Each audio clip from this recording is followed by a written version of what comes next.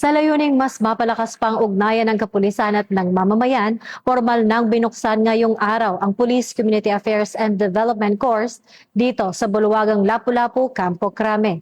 Naging matagumpay ang opening ceremony ng Police Community Affairs and Development Course na ginanap sa Bulwagang Lapu-Lapu, Camp Crame sa pangangasiwa ni na Police Colonel Manny Sinigian na naghatid ng welcome remarks, Police Major Clemente T. Garcia na nagdeklarang opisyal na bukas na ang kurso at Police Brigadier General Maria Sheila T. Portento na nagpakilala sa Guest of Honor and Speaker.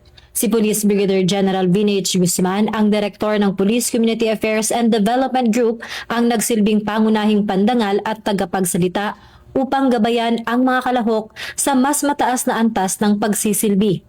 Layunin ng masigasig na pagsasanay na ito na ihanda ang kakayahan ng mga kapulisan sa epektibong pakikipag-ugnayan sa mamamayan.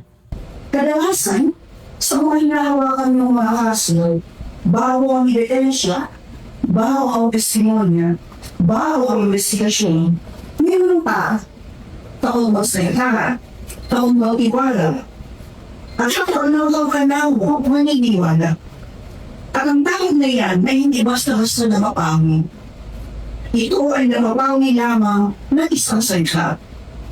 Tiwala. Tiwala na buo sa mga gitan ng koneksyon at komunikasyon.